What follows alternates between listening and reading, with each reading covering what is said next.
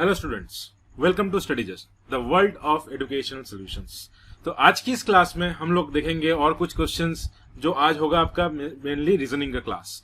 जो रीजनिंग का क्वेश्चन 2018 में पूछा गया था DFCCIL एग्जीक्यूटिव का जो एग्जाम हम लोग का आने वाला है सितंबर एंडिंग में, जो है आपका ऑपरेशंस एंड BND का, तो उसी के अंतर्गत हम लोग आज डिस्कस करेंगे। 2018 में देखेंगे एग्जीक्यूटिव का पेपर में क्या पूछा गया था आपका रीजनिंग के ऊपर। हम लोग प्रीवियस 2 क्लासेस में देखे हैं, हम लोग साइंस देखे हैं, हम लोग मैथ्स देखे हैं, क्वांटिटेटिव एप्टीट्यूड क्या कैसे आपका क्वेश्चन पूछा गया था लास्ट क्लासेस में।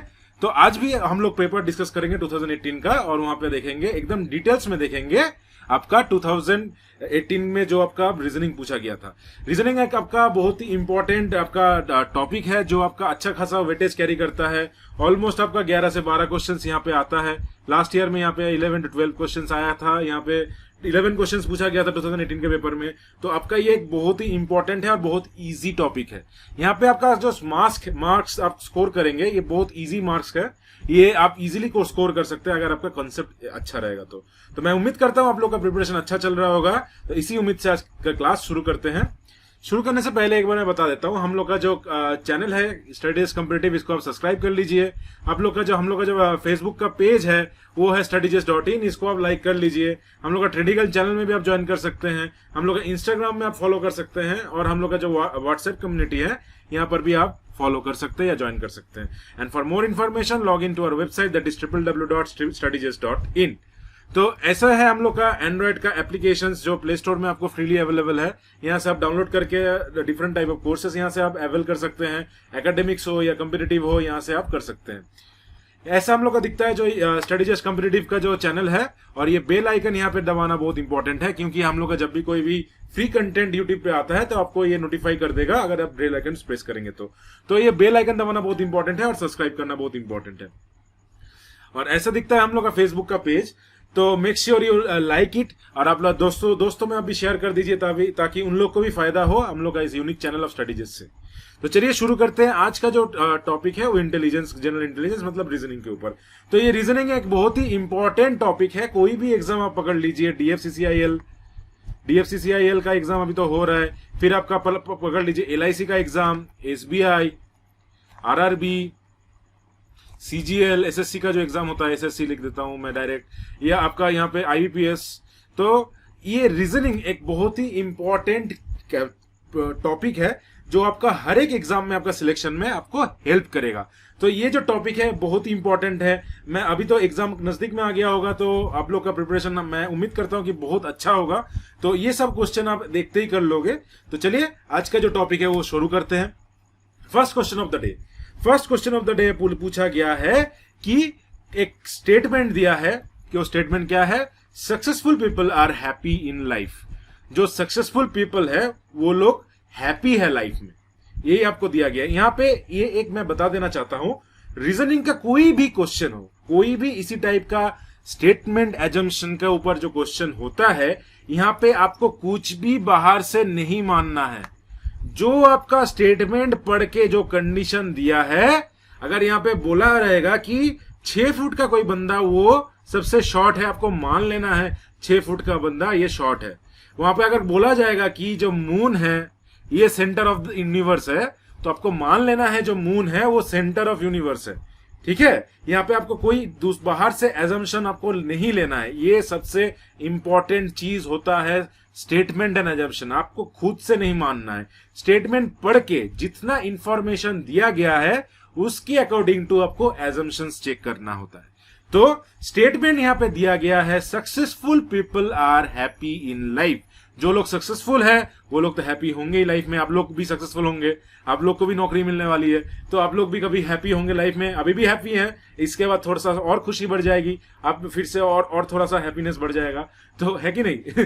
तो ये है आपका स्टेटमेंट। तो successful people are happy in life.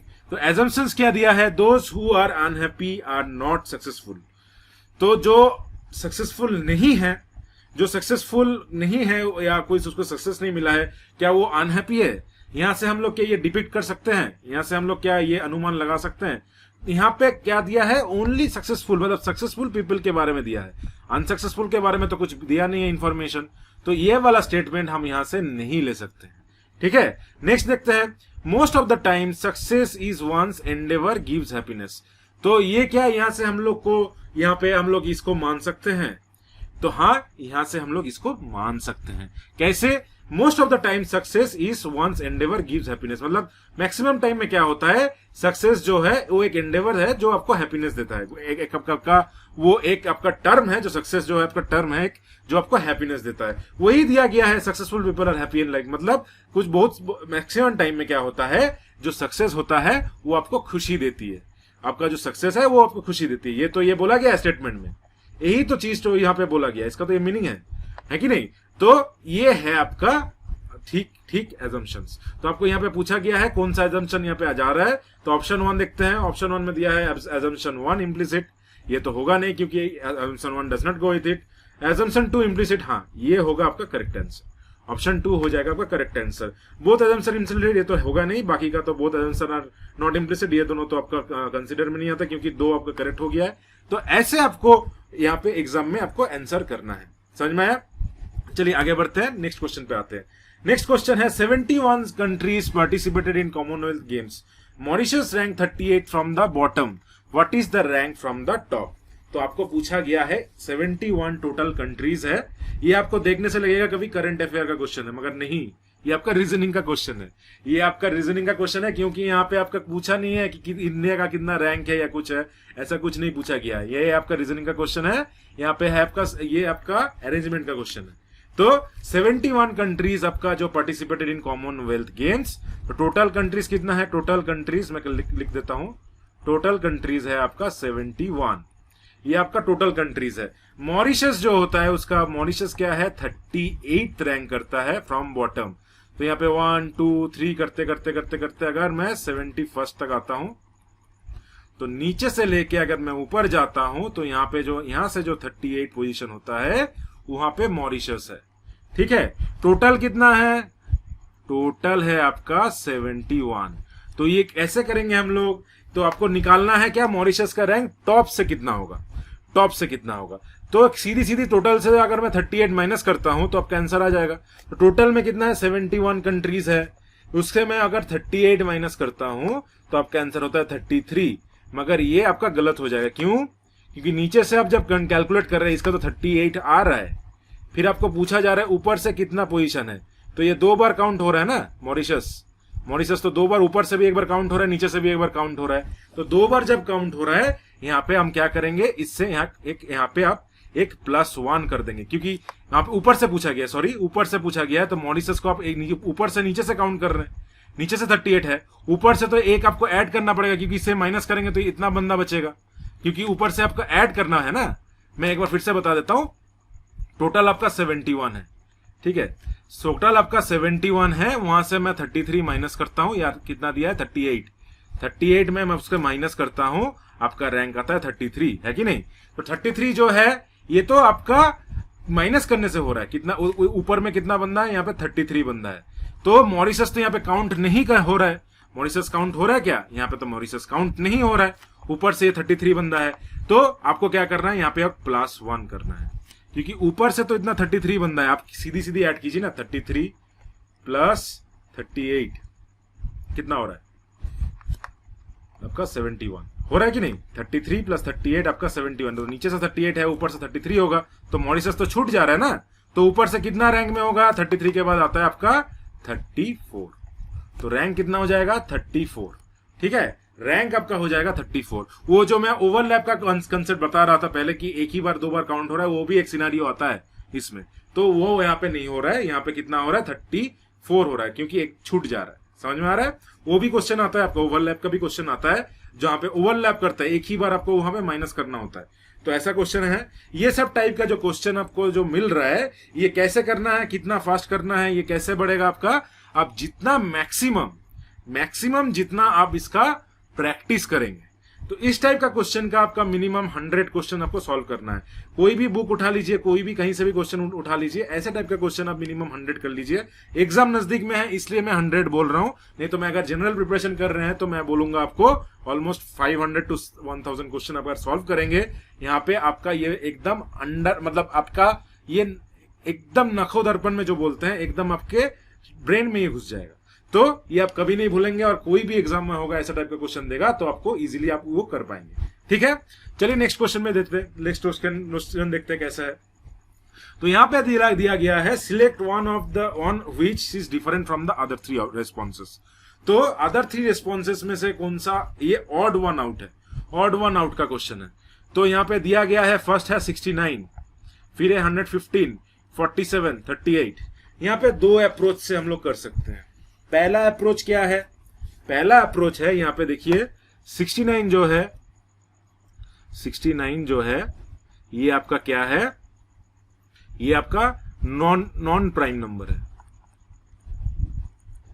क्योंकि 69 कटता है ना भाई, 69 तो कटता है 13 से, अब 3 से जाता है, बहुत सारा उसका फैक्टर है, तो बहुत सारा उसका फैक्टर होता है, तो 69 तो आपका कट रहा है ना, तो इसलिए मैं 69 13 से नहीं, सॉरी, तो बहुत सारा है उसका, 3 है, बहुत सारा है, तो 69 आपका कटता है, तो ये प्राइम नहीं है। 115 क्या है, इसका भी फैक्टर्स है, ये भी प्राइम नहीं है।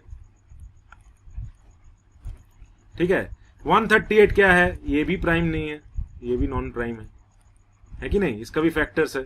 प्राइम और नॉन प्राइम जो होता है, कॉम्पोजिट जो नंबर होता है, उसका तो कंसेप्ट आपको पता होगा, मैं उम्मीद कर रहा हूं, क्योंकि प्राइम में क्या होता है मैं थोड़ा सा बता देता हूं। प्राइम नंबर में क्या होता है, प्राइम में वो जो नंबर है 1 और नंबर इटसेल्फ, ये दोनों उसका फैक्टर होता है प्राइम में, दीज टूज आर फैक्टर। मगर कॉम्पोजिट और या नॉन प्राइम में क्या होता है, ये आपका वो फैक्टर तो 1 होता है, उसके साथ साथ 2 3 बहुत सारा फैक्टर उसका होता है। तो ये छोड़ के यहाँ पे ये तीनों आपका नॉन प्राइम है, 47 आपका प्राइम नंबर है। तो ऑड कौन सा हुआ आपका 47, करेक्ट आंसर क्या होगा 47, 47 आपका यहाँ पे करेक्ट आंसर है। और एक चीज यहाँ पे, ये तो अप्रोच 1 हो गया, अप्रोच 1 हो गया, और एक अप्रोच है यहाँ पे, और एक कंसेप्ट आप यहां से लगा सकते हैं, और एक थोड़ा सा दिमाग लगाएंगे, अप्रोच 2 यहां पे कर सकते हैं। 69 जो है ये आपका 23 से डिविजिबल होता है, 69 जो है वो आपका 23 से डिविजिबल होता है, 3 करेंगे 23 इंटू 3 ये 69। 115 जो है ये भी 23 से डिविजिबल होता है, ये भी 23 5 करेंगे तो 115 आएगा। और आपका अगर आपका 138 जो है ये भी आपका 23 से डिविजिबल है। ठीक है, ये भी आपका 23 से डिविजिबल है, मगर 47 जो है ये 23 से डिविजिबल नहीं है, तो ऐसे भी ये ऑड बन रहा है, 47 जो है आपका ऑड बन जा रहा है। तो ऐसे दो अप्रोच में से आप कर सकते हैं, कोई भी आप दिमाग लगा सकते हैं। तो ये सब टाइप का आपका दिमाग कब काम करेगा, जब इस टाइप का क्वेश्चन आप कर चुके होंगे, ऑलरेडी प्रैक्टिस कर चुके होंगे। तो मैं बार बार बोल रहा हूं, ऐसा टाइप का क्वेश्चन मिनिमम 100 आपको करना ही पड़ेगा एग्जाम से पहले, ताकि आपका दिमाग खुले, देखते ही आपको ये समझ में आ जाए, अच्छा ये प्राइम नंबर नहीं है, अच्छा ये 23 का डिविजिबल नहीं है, ऐसा आपको आना चाहिए, तभी आपका एग्जाम में आप अच्छा मार्क्स स्कोर कर सकते हैं, सिलेक्शन ले सकते हैं। ठीक है, चलिए आगे बढ़ते हैं, नेक्स्ट देखते हैं। ये एक आपका बहुत अच्छा क्वेश्चन है, जो आपका एवरी एग्जाम में पूछा जाता है ऑलमोस्ट। तो ये अरेंजमेंट का क्वेश्चन है। तो फर्स्ट ऑफ ऑल क्या दिया है, the option is related to the third term in same way the second term is related to the first term. तो यहाँ पे जो टर्म है इससे रिलेटेड है, जैसे ये इससे रिलेटेड है, तो इस दोनों में, ये दोनों में रिलेशन पहले ढूंढना है, क्या क्या है ये दोनों में रिलेशन ढूंढेंगे, पहले लिख लेंगे ऐसे, ये आपका माइंड में ही हो जाएगा। अगर आप करेंगे ना प्रैक्टिस, तो ये सारा चीज मैं जो लिख के दिखा रहा हूं, ये आपका माइंड में ही कैलकुलेट हो जाएगा। यहाँ पे BEFC EDBF, यहाँ पे क्या रिलेशन आ रहा है, यहाँ पे आप अगर गौर से देखेंगे, यहाँ पे कितना हो रहा है, ये जो B है ये -3 है कि नहीं?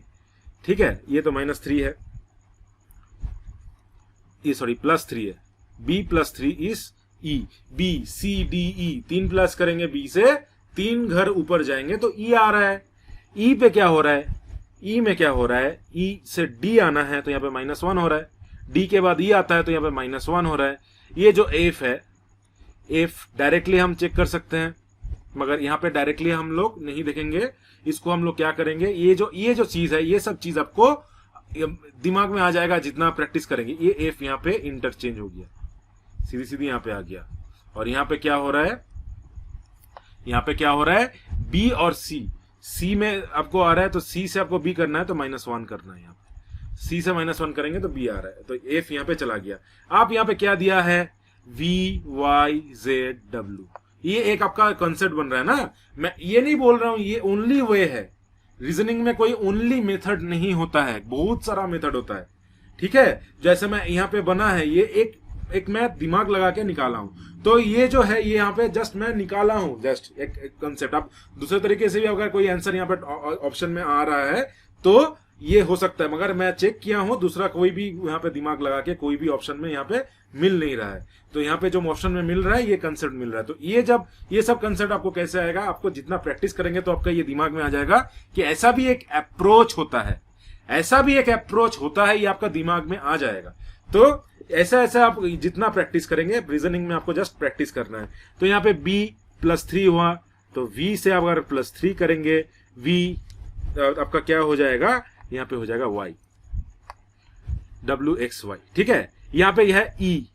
ठीक है, तो यहाँ पे -1 करेंगे, y से -1 करेंगे, कितना आ जाएगा, x आ जाएगा। z यहाँ पे चला जाएगा जैसे z है, और w यहाँ से क्या करेंगे, w से -1 करेंगे तो यहाँ पे क्या आ जाएगा, v। तो आंसर क्या होगा, y(x,v,z)। तो वहां पे देखते हैं कौन सा ऑप्शन में, यहाँ पे ऑप्शन क्या क्या है, x,y,v,z नहीं है, y(x,v,z)। तो ये आपका करेक्ट आंसर हो जाएगा। ठीक है, ये आपका करेक्ट आंसर हो जाएगा। तो ये जो पूरा फंडा है ना, ये फंडा आपको एग्जाम हॉल में क्लिक करना जरूरी है दिमाग में। ये कैसे होगा, प्रैक्टिस से होगा, ये प्रैक्टिस से होगा। तो वहां पे आपको तुरंत बहुत सारा आपको मेथड चाहिए, आपको तो एग्जैक्ट मेथड पता नहीं है, यहाँ पे तो कोई एग्जैक्ट मेथड होता नहीं है रीजनिंग में। तो फटाफट आपको बहुत सारा मेथड लगा के चेक करना है, कितना जल्दी आप चेक कर सकते हैं। ठीक है, तो यही मेन फंडा है इस टाइप का क्वेश्चन में। चलिए आगे बढ़ते हैं, नेक्स्ट देखते हैं। ये एक बहुत अच्छा क्वेश्चन है जो आपको CGL, SSC CGL, SSC CHSL यहाँ पे काम में आता है। इसका भी कोई आपका डायरेक्ट अप्रोच नहीं होता है, या कोई आपका इनबिल्ट प्रोसेस नहीं होता है, कोई ट्रेडिशनल प्रोसेस नहीं होता है। बहुत सारा तरीके से आपको यहाँ पे आप एलिमिनेट कर सकते हैं। तो यहाँ पे क्या पूछा गया है, फिलिंग द ब्लैंक्स। तो यहाँ पे आपको देखना है ये कैसे फॉलो हो रहा है। अगर आपको यहाँ पे हम लोग क्लोजली देखेंगे तो कैसे फॉलो हो रहा है, इसको हम लोग डिवाइड कर लेते हैं, के एम 4 पार्ट में, एल एम के एम एल एन, ये 4 पार्ट में डिवाइड कर लेते हैं। ये जो चीज है ये आपको दिमाग में आना चाहिए एग्जाम में, ये फट से देखते ही आपको दिमाग में आना चाहिए। ये just practice, reasoning is all about practice. आपको एग्जैक्टली थोड़ा सा दिमाग लगाना है, कैसे हो रहा है, कैसे करना है, बस आपको देखना है। तो यहाँ पे क्या आ रहा है, अगर हम लोग देखते हैं यहाँ पे आ रहा है के एल एम एन, फिर क्या हो रहा है, के यहाँ से एक एक करके हट जा रहा है, एल एम एन।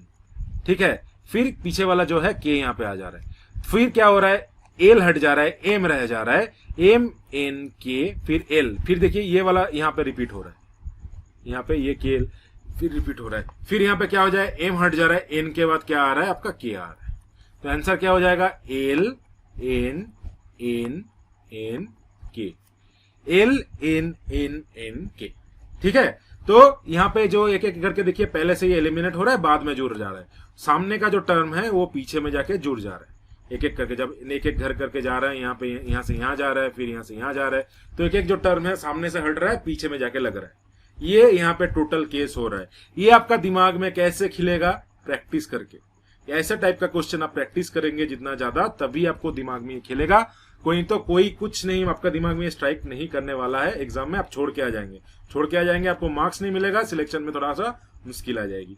तो ऐसे करना है, ये सब का टाइप का सवाल ऐसे करना है। तो ऑप्शन क्या होगा यहाँ पे, ऑप्शन 1 हो जाएगा। Option 1 L N N N K will be the correct answer. ठीक है, तो रीजनिंग ऐसा एक सब्जेक्ट है जहां पे आपका दिमाग करंट सिचुएशन, दिमाग एकदम ठंडा रखना है, एग्जाम से पहले एकदम शांत रखना है दिमाग। रीजनिंग में आपका अगर अच्छा करना है, ये सब आपका हार्ड चीज नहीं है, ये सब आपका हार्ड चीज नहीं है। आपको यहाँ पे बहुत सारा अप्रोच ट्राई करना है, 2-2 करके, 3-3 करके, 4-4 करके। आपको तो पता नहीं होगा कि 4 ही लेना है कि नहीं, आपको तो पता नहीं होगा 4 ही लेना है। तो मैं तो आपको समझा रहा हूँ मेथड यहाँ पे क्या हो रहा है, समझा रहा हूँ, इसलिए मैं बोल रहा हूँ। अगर कोई भी, मैं भी एग्जाम में बैठता हूँ ना, मेरा दिमाग में फट से नहीं आएगा कि 4 लेना है। पहले मैं 2 लूंगा, फिर 3 लूंगा, फिर 4 में टेस्ट करूंगा। तो ये जो प्रोसेस है ये आपको जल्दी जल्दी करना है, ये आपको जल्दी जल्दी करना है। तो आपका ब्रेन जो है शांत होना बहुत जरूरी है। एग्जाम में आपको ब्रेन शांत होना बहुत जरूरी है। रीजनिंग के पेपर आप जब अटेंड कर रहे हो तो ये सब टाइप का क्वेश्चन हम लोग ऐसे करेंगे, पहले 2 लेंगे, 3 लेंगे, 4 लेंगे, फिर देखेंगे कौन सा में आ रहा है। तो ऐसे करके जो है इंस्टेंट हो जाएगा आपका। अगर ये क्वेश्चन में अगर कोई अगर 100% प्रिपरेशन के साथ जा रहा है, ऐसा टाइप का क्वेश्चन अगर 1000 सॉल्व किया होगा, तो उसके पास मिनिमम मैं बता रहा हूं 15 to 20 सेकंड लगेंगे सब चेक करने में। इतना फास्ट ये होता है, 15 to 20 सेकंड्स में ये आंसर कर देंगे। ठीक है, कभी कभी उतना भी टाइम नहीं लगेगा, 10 सेकंड में भी आंसर हो जाएगा। तो 15 to 20 सेकंड में इजीली आप कर सकते हैं अगर आपका प्रिपरेशन अच्छा है तो ठीक है। तो ऐसा टाइप का क्वेश्चन हम लोग ऐसे सॉल्व करेंगे। आगे बढ़ते हैं, नेक्स्ट क्वेश्चन में देखते हैं। ये आपका एक सिलॉक्स का टाइप का क्वेश्चन है, जो बैंकिंग में भी पूछा जाता है। आपका बैंकिंग में तो ये फेवरेट टॉपिक है, आता रहता है क्लार्क में या पीओ में आपका रहता है। फिर आपका एसएससी में भी पूछा जाता है, कभी कभार एसएससी में आ जाता है, रेलवे में आ जाता है, डीएफसीसीआईएल में लास्ट ईयर में आया था, तो 2018 में जो एग्जाम हुआ था उसमें आया था। तो यहाँ पे देखते हैं क्या कैसे सॉल्व करेंगे। ये सिलॉक्स एक बहुत ही आसान टॉपिक है, मगर लोग यहाँ पे घबरा जाते हैं। मैं पहले एक बताया था, स्टेटमेंट अजम्पशन में कुछ भी दिया है स्टेटमेंट के अनुसार उसे ही मान लेना है। अगर यहाँ पे अगर दिया जाएगा ऑल पेंसिल्स आर इरेजर, तो आपको मानना है ऑल जो पेंसिल है वो इरेजर ही है। आप ऐसे बोलेंगे पेंसिल इरेजर तो अलग अलग चीज है, एक में से लिखते हैं, एक में मिटाते हैं, अलग अलग चीज है। ऐसा आपको अनुमान नहीं लगाना है सिलॉक्स के क्वेश्चन में। जो दिया है अगर बोला जाएगा कि जब जो टॉपर है he is the one from the bottom, आपको मान लेना है जो टॉपर है वो he is one from the bottom, आपको मान लेना है। तो जो आपका स्टेटमेंट है आपको खुद से कुछ नहीं करना है, आपको खुद से करेंगे तो आपको खुद से आपका वो भी आपका सिलेक्शन प्रोसेस भी आपका खुद से ही हो जाएगा। तो आपको खुद से यहाँ पे कुछ नहीं करना है। तो फर्स्ट स्टेटमेंट यहाँ पे दिया है ऑल वेसेस आर फ्लावर्स। तो ऑल वेसेस आर फ्लावर्स, इसमें वेन डायग्राम कैसे ड्रॉ करेंगे, ये सिलॉक्स आप पढ़े होंगे तो आपको वेन डायग्राम के कंसेप्ट इसको आपको पता रहेगा। तो यहाँ पे मैं ले लेता हूं, ये मान लेते हैं आपका वेसेस है, ये जितना भी वेसेस है ये फ्लावर्स है। तो ऐसे मैं ड्रॉ कर सकता हूं ऑल वेसेस आर फ्लावर्स, मैं शॉर्ट में लिख रहा हूं। आप यहाँ पे दिया है no flower is a plant, कोई भी फ्लावर आपका प्लांट नहीं है। तो यहाँ पे एक मान लेते हैं इतना सारा प्लांट है, तो कोई भी फ्लावर आपका प्लांट नहीं है। कोई भी फ्लावर मतलब ये जो सर्कल है ये इसमें नहीं घुस सकता, इसमें नहीं घुस सकता है। ठीक है, तो आप यहाँ पे कंक्लूजन देखते हैं। कंक्लूजन में देखते हैं क्या है, no vases is a plant, no vases is a plant. Directly ये जो सिनारियो है यहां से मैं तो बोल सकता हूं कि statement 1 is true, statement 1 is true, correct. तो ये तो करेक्ट है, स्टेटमेंट 1 जो है ये तो ठीक दिया है, ये तो स्टेटमेंट करेक्ट दिया है। यहाँ जो कोई भी फ्लावर अगर प्लांट नहीं बन रहा है तो कोई भी वेस कैसे प्लांट बनेगा, फ्लावर के अंदर ही तो वेस है ना। क्वेश्चन के अनुसार क्या है, फ्लावर के अंदर ही वेस है। तो फ्लावर अगर आपका प्लांट नहीं बन रहा है, वेस कैसे प्लांट बनेगा, है कि नहीं। फ्लावर आपका प्लांट नहीं बन रहा है, वेस कैसे बनेगा, क्योंकि वेस तो अंदर है ना, वो तो पेनिट्रेट ही नहीं कर सकता है फ्लावर को, जो प्लांट का जो सर्कल है, तो वेस तक कैसे पहुंचेगा। तो पहला स्टेटमेंट तो करेक्ट हो गया। नेक्स्ट स्टेटमेंट दिया है सम प्लांट्स आर वेस, सम प्लांट्स आर वेस। तो ये सिनारियो जो बन रहा है, सेकंड सिनारियो, ये बोलना चाह रहा है जो वेस है इसका कुछ पार्ट प्लांट है।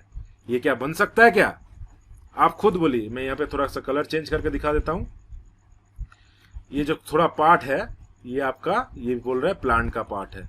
सम प्लांट्स आर वेस, सम जो प्लांट्स है वो वेस है। ये बन सकता है क्या, ये कभी नहीं बन सकता है। क्यों, क्योंकि वेस जो है ये कभी भी फ्लावर के बाहर नहीं जाएगा और कोई भी फ्लावर आपका प्लांट नहीं है कि नहीं, कोई भी फ्लावर आपका प्लांट नहीं है। तो यहाँ पे क्या हो जाएगा, second statement will be not true, will be false. Second statement आपका फॉल्स होगा।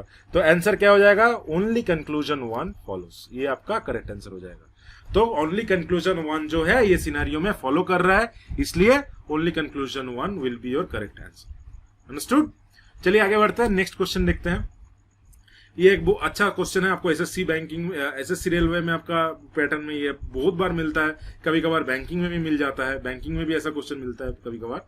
तो ये टाइप का क्वेश्चन कैसे करेंगे, if the letters of the word facious, if the letters of the word facious are arranged alphabetically, then which letter would be the third letter from the last?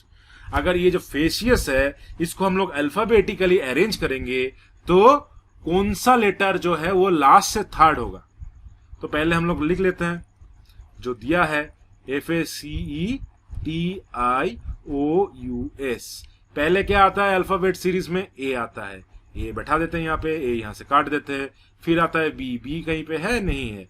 फिर आता है सी, सी लिख देते हैं यहाँ पे, कट देते हैं यहाँ से, सी हो गया यहाँ से। फिर आता है डी, डी है कहीं पे नहीं है। फिर आता है आपका ई, ई यहाँ पे बैठा देते हैं, यहाँ से काट देते हैं। फिर क्या आता है आपका एफ, उसके बाद क्या आता है एफ, एफ यहाँ पे बैठा देते हैं, एफ यहाँ से काट देते हैं। फिर कहता है E F G H I, आई है, हाँ आई है, आई यहाँ से काट देते हैं, यहाँ पे बैठा देता है E F G H I. फिर जे आता है, फिर के एल एम एन ओ, ओ यहाँ पे है, ओ यहाँ से काट के यहाँ पे फिर बैठा देते हैं। फिर ओ के बाद P Q R S, S यहाँ पे काट के यहाँ पे बैठ जाता है। फिर टी आता है आपका, टी यहाँ पे काट के यहाँ पे एस टी। फिर यू आता है आपका, फिर यू यहाँ से काट के यहाँ पे बैठा देते हैं। तो ये वाला होता है आपका रीअरेंजमेंट के बाद जो बन रहा है नया पेयर, ये बन रहा है। आप क्या पूछा गया है, कौन सा लेटर थर्ड होगा, लेटर फ्रॉम द लास्ट, तो कौन सा होगा 1 2 3, ये वाला आपका आंसर हो जाएगा। तो आंसर यहाँ पे क्या होगा, S, option 2 will be the correct answer, S will be the correct answer from here. तो ये सब चीज का क्वेश्चन आप इजीली कर सकते हैं, देख के कर सकते हैं, पेन पेपर का भी जरूरत नहीं होगा। अगर आप सिर्फ इसे देख के, ये जो मैं लिख के फिर काटा हूं ना, डायरेक्टली आप यहाँ पर ढूंढ के जस्ट पेपर में लिख के आंसर बता सकते हैं। ठीक है, जस्ट इतना थोड़ा सा पेपर का हेल्प लेके, ये 5 सेकंड में सॉल्व करने वाली क्वेश्चन है। ठीक है, 5 सेकंड में आंसर निकल जाएगा इसका। तो चलिए आगे बढ़ते हैं, नेक्स्ट क्वेश्चन देखते हैं। ये एक पजल टाइप का क्वेश्चन है, पजल का क्वेश्चन है, पजल टाइप का नहीं बोल रहा हूं, पजल ही है, थोड़ा सा छोटा, बहुत छोटा मोटा पजल है, आईबीपीएस टाइप का नहीं है। एसएससी और आपका एसएससी का बैंकिंग का पैटर्न में, ये एक यूपीएससी का पैटर्न में, ये एक बहुत ही अच्छा तरीके का क्वेश्चन है जो पूछा जाता है आपका, मतलब बहुत कॉमन है, बैंकिंग में भी कॉमन है, कभी कभार आ जाता है, मगर इसमें भी है। तो ये यहाँ पे क्या पूछा गया है, consider the given questions and decide which of the following statement is sufficient to answer the question. तो ये जो स्टेटमेंट दिया है, आपको डिसीजन लेना है कि जो क्वेश्चन पूछा गया है, कौन सा स्टेटमेंट में ये आंसर कर सकते हैं, कौन सा स्टेटमेंट से इसका आंसर निकलेगा, आपको इतना दिखाना है, इतना यहाँ पे जज करना है। तो यहाँ पे क्या दिया है, who is the youngest among Reema, Usha, नैना।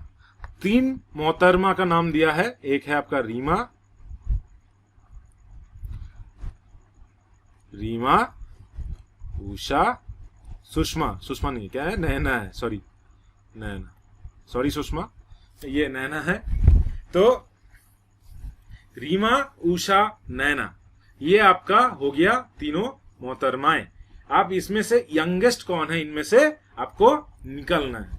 तो फर्स्ट स्टेटमेंट क्या दिया है, यहां पर भी मेन चीज क्या है, आपको कुछ भी एजम्पशन बाहर से नहीं लेना है।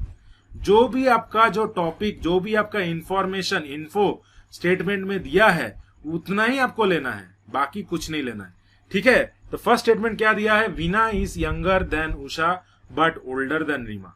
According to the first statement, Veena जो है is younger than Usha but older than Reema. Who is the youngest among Reema, Usha and Naina पूछा गया है। तो यहां पे तो नैना का बात हो नहीं रहा है, उषा, वीना और आपका रीमा का बात हो रहा है, नैना कहां गया। तो स्टेटमेंट 1 से हम लोग बता सकते हैं कौन सा इन तीनों में यंगेस्ट है। नैना के बारे में तो कुछ दिया नहीं है, तो ये वाला स्टेटमेंट अकेला आंसर नहीं दे रहा है। नेक्स्ट स्टेटमेंट बोलता है, रीमा's younger sister was born in the same year as Naina. तो रीमा का जो यंगर सिस्टर है, कोई मान लेते एक्स है, यहाँ पे मैं सुषमा को लेके आता हूं, मान लेते रीमा का जो यंगर सिस्टर है ये सुषमा है, नहीं तो सुषमा फिर गुस्सा कर जाएगी ना, इसलिए सुषमा को लेके आते हैं, उषा और सुषमा। तो सुषमा मान लेते हैं इसका यंगर सिस्टर है, लेट, ये जो यंगर सिस्टर है इनको मैं सुषमा लेता हूं। तो सुषमा का जिस ईयर में डेट ऑफ बर्थ है, उसी ईयर में नैना का भी डेट ऑफ बर्थ है, उसी ईयर में नैना का भी डेट ऑफ बर्थ है। तो इस स्टेटमेंट में मैं बोल सकता हूं क्या, नैना का यहाँ पे आया है, नैना के बारे में यहाँ पे बोला गया है। तो सुषमा अगर बोल सकता, तो यहां से मैं ये स्टेटमेंट 2 से मैं अगर मैं अकेला लेता स्टेटमेंट 2 मान लेते, स्टेटमेंट 1 मैंने पकड़ा ही नहीं। तो स्टेटमेंट 2 में क्या दिया है, रीमा's यंगर सिस्टर वॉज बोर्न, रीमा's younger sister born in same age Naina. तो यहाँ पे क्या होता है, रीमा का जो यंगर सिस्टर सुषमा है, तो ये नैना है, ये किस ईयर में पैदा हुई। ये तो सेकंड स्टेटमेंट आपको दे रहा है, और फर्स्ट स्टेटमेंट कितना दिया, इतना तक दिया है। तो फर्स्ट स्टेटमेंट इतना दिया है, सेकंड स्टेटमेंट इतना तक दिया है। तो अगर हम लोग यहाँ पे देखेंगे तो आंसर पाने के लिए स्टेटमेंट 1 क्या सफिशियंट है? नहीं है। स्टेटमेंट 2 क्या सफिशियंट है? ये भी सफिशियंट नहीं है। तो अब आते हैं ऑप्शन पे। ऑप्शन यहाँ पे बहुत इंपॉर्टेंट चीज है। Both statement are not needed. दोनों स्टेटमेंट अगर पता नहीं, मैं डायरेक्टली मैं आंसर कर सकता हूं, ऐसा है क्या? ऐसा तो नहीं है, तो ये वाला गलत हो जाएगा, ये तो आंसर नहीं करेगा। तो both statement together are sufficient. हाँ, both statement together are sufficient. तो यहाँ पे आपका स्टेटमेंट 1 का भी जरूरत पड़ रहा है, स्टेटमेंट 2 का भी जरूरत पड़ रहा है। तो both the statement together are sufficient to answer the question.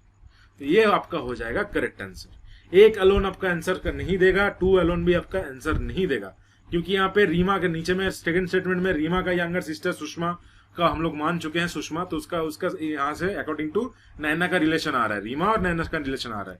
मगर बाकी जो उषा का जो अभी बन रहा है, जो उषा, वहां पे तो स्टेटमेंट 2 से उसका तो कोई रिलेशन नहीं हो रहा है। पहले स्टेटमेंट में क्या है? उषा और रीमा का आपका रिलेशन बन रहा है, मगर नैना का रिलेशन नहीं बन रहा है। मगर दोनों को मैं अगर कंबाइन करता हूं तब टोटल आपका आंसर यहाँ पे बन जा रहा है। तो ये सब चीज है। आपको ये सब भी क्वेश्चन आपको 5 सेकंड लगेंगे करने में। अगर करेंगे ना 5 सेकंड में आपका आंसर हो जाएगा, अगर टोटल प्रिपरेशन अच्छा है तो बहुत इजी चीज है, छोड़ना नहीं है। ये सब छोड़ेंगे आपका मार्क्स तो मिलेगा नहीं, सिलेक्शन में आपका मार्क्स थोड़ा कम हो जाएगा, आपका कट ऑफ क्लियर नहीं होगा। फिर देखेंगे जॉब नहीं मिला, ऐसा बोलेंगे सर की जॉब नहीं हुआ। तो आपको कुछ भी छोड़ना नहीं है आज के डेट में, क्योंकि कट ऑफ बहुत हाई जा रहा है। आपको सब करना है। आपको अगर करना है ना एग्जाम में आपका क्रैक करना है ना, सब आपका आंसर करना है, मैक्सिमम को करके आना है। ठीक है, कोई भी आपका छोड़ने वाला वो जमाना गया। ठीक है, तो ऐसे करेंगे हम लोग का ये क्वेश्चंस। नेक्स्ट देखते हैं। ये एक ऐसा टाइप का क्वेश्चन है जो आपको एसएससी और आपका जो रेलवे है, यूपीएससी है, यहाँ पे पूछा जाता है मैक्सिमम। तो ये आपका कभी कभार बैंकिंग में भी आता है ये सब टाइप का क्वेश्चन। ऐसा नहीं है कि बैंकिंग में मैं नहीं बोल रहा हूँ, थोड़ा सा ज्यादा स्ट्रेस दे रहा हूँ रेलवे का, इसका तो बैंकिंग में नहीं आता, कभी कभार आ जाता है। बैंक का स्टूडेंट भी देखना, अच्छा काम में देगा ये आपका। अभी आ रहा है ना सामने में एग्जाम आपका NIACL का, AO का, तो उसमें भी काम में आएगा। देखिए आपका ही फायदा रहेगा। तो प्रॉस्पेरिटी तो क्या है? Which of the given alternative select the word which can not be formed in the given words. Prosperity, PROSPERITY, prosperity. आप इसमें से आपको चूज करना है कौन सा word can not be form. तो पहले में क्या होता है, मैं थोड़ा सा अलग अलग कलर में लिख के बता देता हूं आपको। फर्स्ट है आपका PROPERTY, प्रॉपर्टी। आप देखते हैं यहाँ पे P एक है, R है, O है, P और एक है, E है, E भी है, R है और एक R है, T है, Y है। तो प्रॉस्पेरिटी तो सीधी सीधी बन जा रहा है कि नहीं? तब ये तो आपका आंसर होने वाला नहीं है, क्योंकि कैन नॉट बी डिटरमाइंड बोला है, कौन सा नहीं बनेगा। फिर नेक्स्ट इंक में मैं दिखा देता हूं। नेक्स्ट मान लेते हैं ये वाला कलर, यहां पे लिखते हैं टॉपर, TOPPER। T यहां पे है, हाँ है। O है, हाँ है। P एक है, हाँ है। P दूसरा है, हाँ है। E है, हाँ है। R है, R तो 2 है, एक लिख लेते हैं। तो टॉपर भी आपका बन जा रहा है कि नहीं? टॉपर भी आपका बन जा रहा है। ये भी आपका आंसर नहीं बनेगा, आपका ये भी आंसर नहीं होगा। फिर देख लेते हैं रिपोर्ट्स का क्या होगा? दूसरा इंक ले लेते हैं, ग्रीन ले लेते हैं। रिपोर्ट्स, REPORTS, रिपोर्ट्स बन रहे हैं। R है यहाँ पे, हाँ R तो है ये में। E है, E भी है यहाँ पे। P है, हाँ P भी है यहाँ पे। O है, हाँ O भी है यहाँ पे। R है, R भी है यहाँ पे। यहाँ पे एक R है, यहाँ पे एक R, 2 R है ना, R यहाँ पे 2 ले। T है, हाँ जी T भी है यहाँ पे। S है, हाँ यहाँ पे S भी है। तो रिपोर्ट्स भी बन जा रहा है। तो आपका आंसर क्या हो जाएगा? अगर तीनों नहीं बन रहा है, कोई तो एक आंसर होगा ना, तो कौन सा बच रहा है आपका? प्रीस्ट बन रहा है। तो इसे हम लोग बोलते हैं एलिमिनेशन प्रोसेस। तो कोई भी 3 नहीं बन रहा है तो थर्ड फोर्थ हम लोग चेक ही नहीं करेंगे, क्योंकि फोर्थ आपका आंसर होने वाला ही है, क्योंकि आउट ऑफ द 4 ऑप्शंस एक तो आपका आंसर होने वाला है ना। तो अगर 3 नहीं बन रहा है तो एक तो सीधी सीधी आंसर हो जाएगा। चलिए एक बार मैं प्रीस्ट भी दिखा देता हूं, प्रीस्ट कैसे बनेगा। तो PRIEST, तो P यहाँ पे है, हाँ जी है। R है, हाँ जी है। I है, हाँ जी है। E है, हाँ बिल्कुल है। S है, हाँ है। T है, हाँ T है। लास्ट में और एक S है, ये S यहाँ पे नहीं मिल रहा है आपका, है कि नहीं? इसमें S मिसिंग है कि नहीं? तो प्रीस्ट कैसे बनेगा? प्रीस्ट बनेगा, प्रीस्ट्स नहीं बनेगा, प्रीस्ट नहीं बनेगा। तो यहाँ पे दिया है प्रीस्ट, प्रीस्ट अगर देता तो वो बनता, मगर एस दिया है इसलिए ये आंसर हो जाएगा। समझ में आया? बहुत इजी है ये, आप चेक करेंगे आपका बहुत बहुत जल्दी हो जाएगा, ये 5 सेकंड भी नहीं लगेगा। ये अगर आप चेक करेंगे ना जल्दी जल्दी, अगर देखेंगे यहाँ पे प्रॉपर्टी ये है ये है ये है करके देखेंगे, अब जल्दी जल्दी करेंगे 5 से 8 सेकंड में ये सॉल्व करने वाला क्वेश्चन।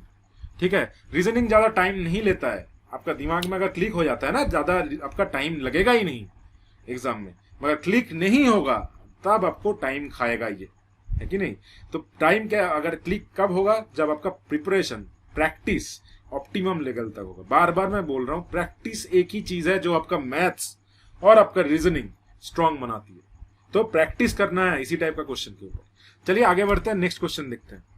नेक्स्ट क्वेश्चन है डायरेक्शन के ऊपर। एक बंदा है वरुण नाम का, Varun leaves his house and moves 30 kilometre toward the north west direction. यहाँ पे क्या करना है, पहले हम लोग एक डायरेक्शन ले लेते हैं, ऐसे एक डायरेक्शन बना लेते हैं। इसको मान लेते हैं नॉर्थ, इसको मान लेते हैं साउथ, इसको मान लेते हैं ईस्ट, इसको मान लेते हैं वेस्ट। तो जो बंदा है वरुण, वरुण क्या कर रहा है, मैं थोड़ा इंक चेंज कर लेता हूं इसका।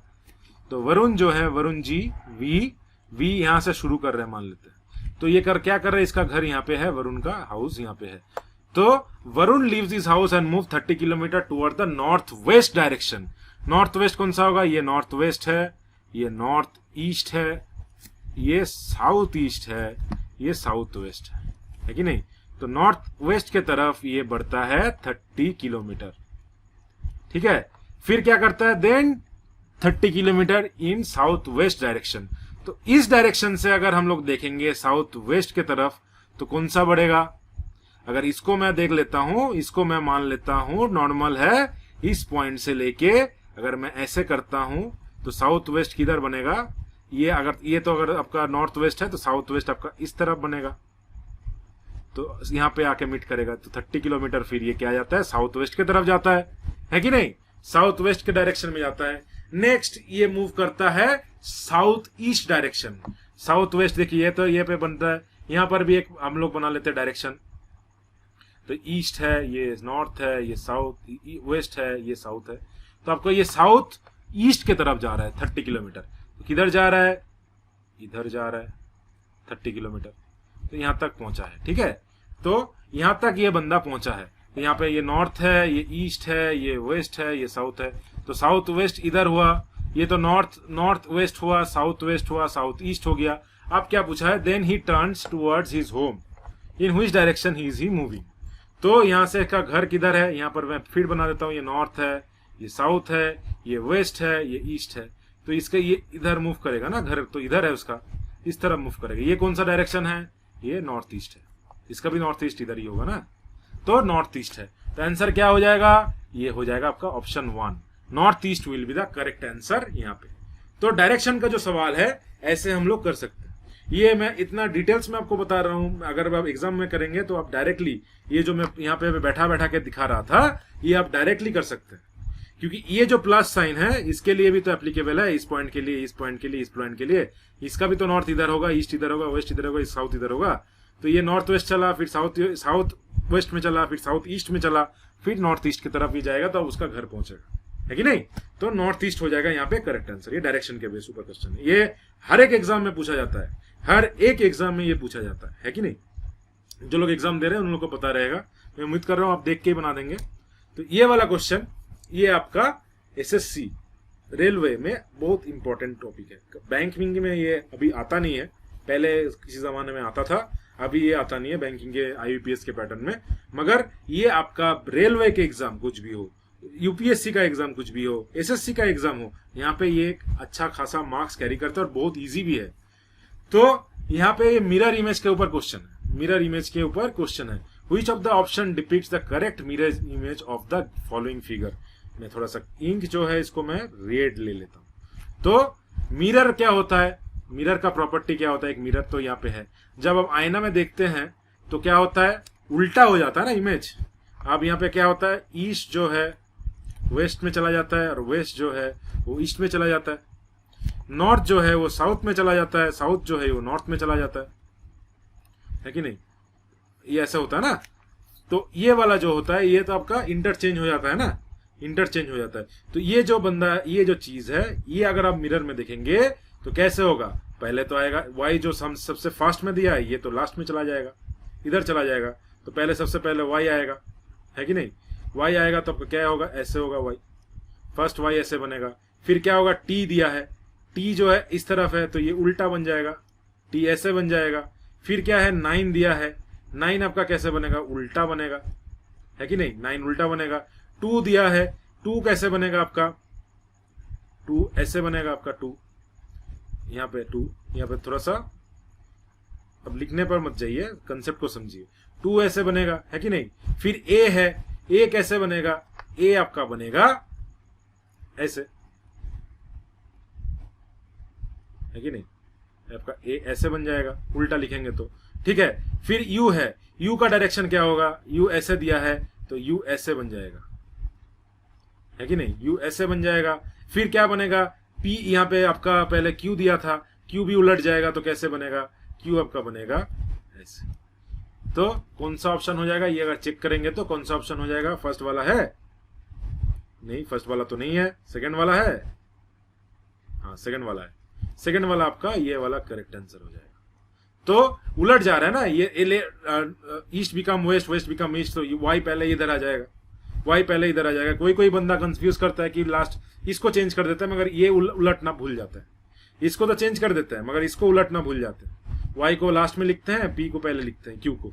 तो ये वाला जो चीज है ये ऐसा नहीं करना है, क्यू लास्ट में जाएगा, वाई भी, ये भी मुड़ रहा है, इसको इंडिविजुअल ये भी तो एक एक मुड़ रहा है और टोटल भी मुड़ रहा है, टोटल जो है वो भी आपका इंटरचेंज हो जा रहा है, तब जाके आपका मिरर इमेज फॉर्म हो रहा है। तो कोई जो बंदा है सिर्फ लेटर को इंटरचेंज कर देते हैं मगर ऑल ओवर में उसको इंटरचेंज नहीं करते हैं, वो गलत हो जाता है।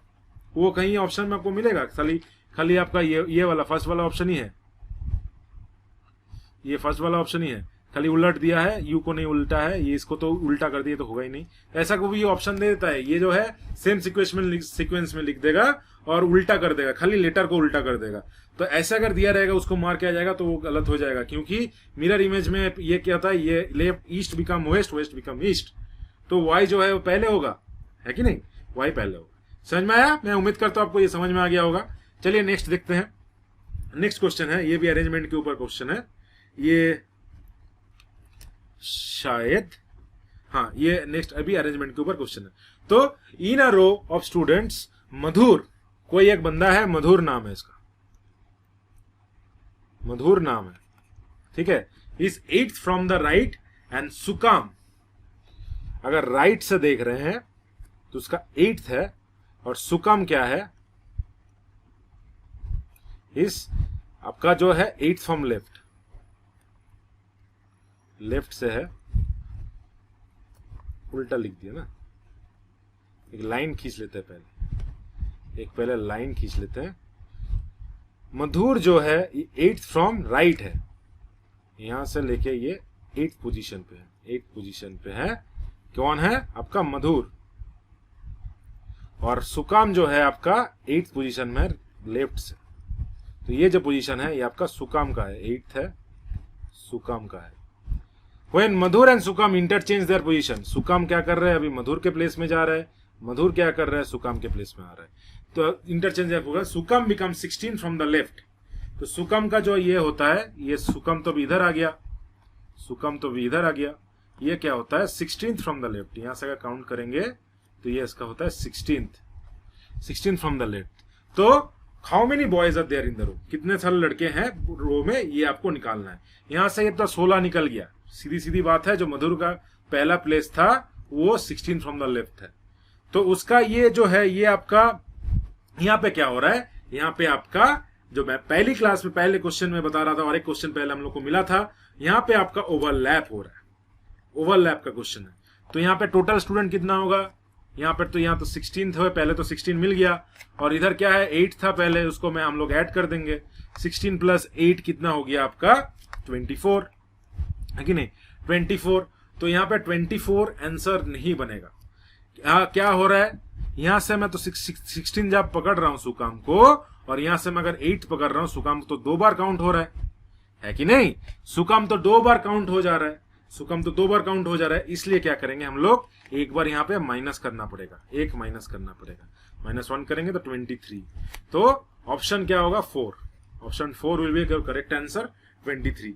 तो मैं माइनस क्यों किया, क्योंकि जब 16th यहां से पकड़ रहे हैं, इसका रैंक है 16th, यहां पे तो सुकाम आ जा रहा है ना, फिर यहां से मैं 8 ऐड कर रहा हूं, तो 16 जो है 8 यहां तो एक ही पोजीशन है ना, तो 8 स्टूडेंट यहां से काउंट कर रहा हूं, 16 काउंट कर रहा हूं, तो ये एक जो सुकाम बंदा है इसको तो 2 बार काउंट कर ले रहे हैं हम लोग, 2 बार काउंट कर ले रहे हैं, ये तो गलत हो जाएगा। तो इसलिए हम लोग -1 करते हैं, यहाँ पे क्या करते हैं -1 करते हैं, तब जाके आपका आंसर आता है 23। तो फर्स्ट क्वेश्चन जो हम लोग देखे थे, फर्स्ट क्वेश्चन में हम लोग देखे थे, मैं एक बार रिवाइज कर देता हूं पहले। फर्स्ट क्वेश्चन में हम लोग देखे थे ये वाला, हाँ कॉमनवेल्थ का गेम्स, यहाँ पे ऊपर नीचे हो रहा था, तो यहाँ पे क्या हो रहा था, ये ओवरलैप नहीं हो रहा था, यहाँ पे ओवरलैप का क्वेश्चन नहीं आ रहा था, क्योंकि मैं नीचे से इसका 38 है, ऊपर से 33 है, तो यहाँ पे और एक ऐड कर रहे थे कि ऊपर से ये 33 है, ऐड करेंगे तभी वो बंदा काउंट होगा, तभी हम लोग मॉरिशियस को काउंट कर सकते। तो यहाँ पे क्या हो रहा है, यहाँ पे ऐसा नहीं हो रहा है, यहाँ पे ओवरलैप हो जा रहा है, यहाँ पे जो हो रहा है ये ओवरलैप हो जा रहा है, मधुर यहाँ पे ओवरलैप हो जा रहा था, इसलिए हम लोग यहाँ पे 1 माइनस किए। उम्मीद करता हूं आपको ये समझ में आ गया होगा। तो रीजनिंग आपका बहुत इंपॉर्टेंट टॉपिक था, हम लोग का जो ये अभी जो डिस्कस किए बहुत इंपॉर्टेंट टॉपिक है, था नहीं, इंपॉर्टेंट टॉपिक है आपका एग्जामिनेशन पॉइंट ऑफ व्यू। तो देखिए यहाँ पे 12 क्वेश्चन, 11 से 12 क्वेश्चन यहाँ पे पूछा जाता है, और ये DFCCIL के एग्जाम में, तो DFCCIL के लिए एक बहुत ही अच्छा वेटेज कैरी करता है। ये आप छोड़ के आओगे, ये बहुत ईजी है, बहुत ही स्कोरिंग है, अगर ये छोड़ के आते हो तो आपका सिलेक्शन में थोड़ा सा प्रॉब्लम हो जाता है। तो ये छोड़ना नहीं है, अच्छा से प्रैक्टिस करना है, ताकि हर क्वेश्चन आपका आप अटेम्प्ट कर पाओ। तो उम्मीद करता हूं आपको ये क्लास अच्छा लगा होगा। अगर अच्छा लगा तो इसको लाइक कीजिए, शेयर कर दीजिए दोस्त लोगों के साथ, तो उनको भी अगर उसको उन लोग को भी थोड़ा सा हेल्प हो जाएगा। और चैनल को सब्सक्राइब कर दीजिए, प्लस बेल आइकन को भी प्रेस कर दीजिए। चलिए नेक्स्ट क्लास में मिलते हैं, कुछ और कंसेप्ट, कुछ और। अभी नेक्स्ट क्लास में हम लोग DFCCIL का ही पेपर डिस्कस करेंगे, जो जहां पे आपका जीके रहेगा। जीके का थोड़ा सा बाकी है क्योंकि साइंस डिस्कस किया था, जीके थोड़ा सा बाकी था, तो जीके हम लोग कवर करेंगे। और आपका जो आपका जो मैथ्स है, मैथ्स थोड़ा सा बाकी था, तो मैथ्स भी थोड़ा सा यहाँ पे हम लोग डिस्कस करेंगे। मैथ्स में भी 24 क्वेश्चन आते हैं, हम लोग खाली 10 सॉल्व किए थे, 14 क्वेश्चन बाकी है, तो वो भी हम लोग डिस्कस करेंगे। तो stay tuned with our channel so that you can get the benefit of everything which we are discussing over here. ठीक है, चलिए उम्मीद करता हूं आपको आज का क्लास सब समझ में आ गया होगा। कमेंट करके बताइएगा कैसा लगा क्लास, और कमेंट में आपको कुछ भी समझ में नहीं आया होगा तो आप वो भी कमेंट कर सकते हैं, ताकि आपका डाउट हम लोग क्लियर कर पाए। ठीक है, चलिए मिलते हैं नेक्स्ट क्लास पे, तब तक के लिए थैंक यू।